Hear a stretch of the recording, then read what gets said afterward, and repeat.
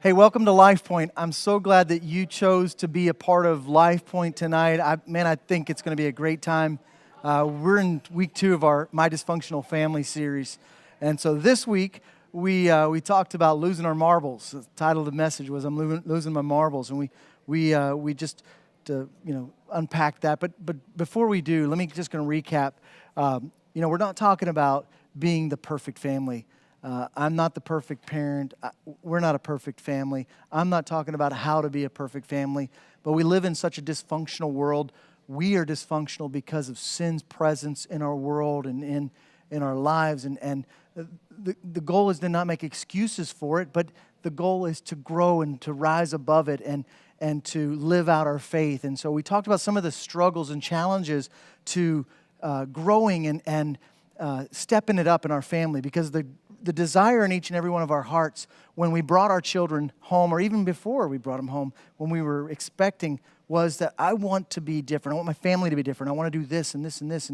And we had all these dreams, and there are things that work against that. One is our culture, and we talked about that, how our culture undermines those dreams and it erodes those dreams. It's really important for you to understand that children are valuable to God. Your children are valuable to God.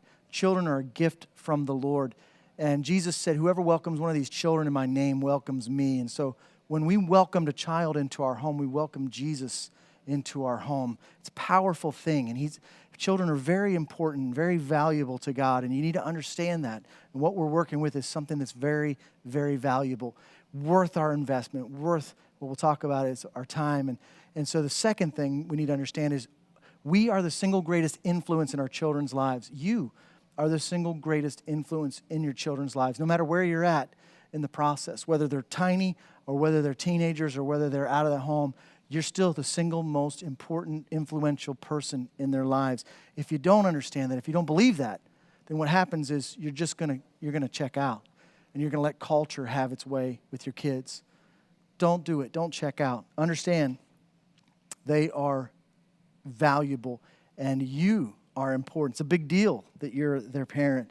And so this morning we talked about losing our marbles, and we talked about the time, how it's ticking away, and we're losing time, and how I had a jar of marbles that represented 936 weeks. From the time a child is born till they're 18 is 936 weeks, and little by little we're losing our marbles. And we talked about how to get our marbles back. And we looked at Ephesians chapter 5, and take some time in your group to read that passage of Scripture. And or I'll tell you what, better yet, I'll read it for you. Ephesians chapter 5, verse 15 through 16. I'll save you the time. Hey, no pun intended. Therefore, be careful how you live. Do not live like those who are not wise, but live wisely, redeeming the time because the days are evil. And so we talked about being wise, being intentional, having a plan for our family. Most of us don't have a plan for our own lives, let alone our children and our parenting. Have a plan. Be intentional. Don't just live every day, just hoping to get by. Be intentional. Have a plan. We talked about redeeming the time and what that means. It literally means buying back or buying the opportunity. And we make a lot of unwise investments in our time, with our time.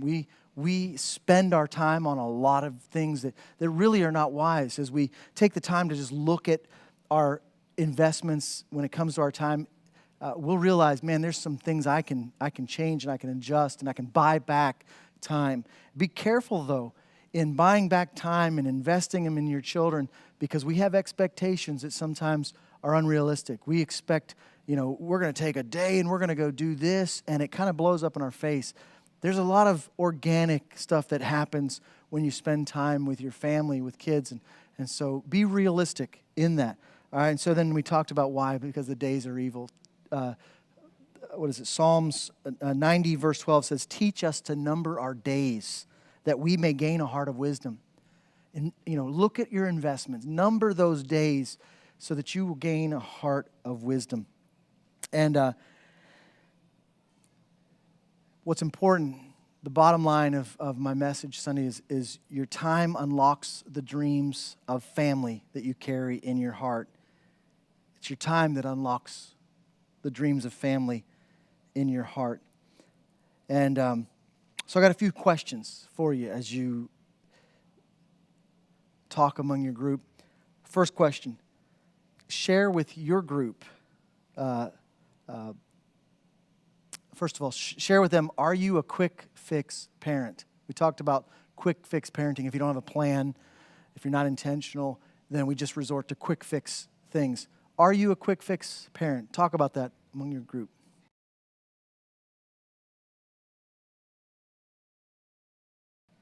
All right, second question.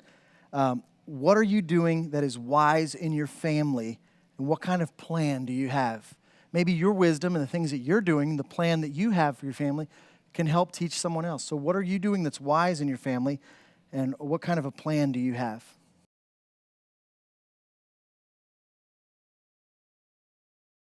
All right, third, share with the group, where do you spend the most of your time besides sleep and work? Where do you spend the most of your time besides sleep and work? Maybe you sleep at work and you kind of multitask, but where do you spend most of your time?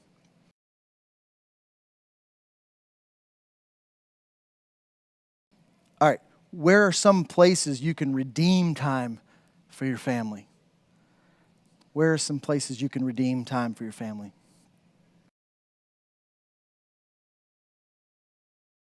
All right, lastly, how important do you think your role as a parent is in your kids' lives?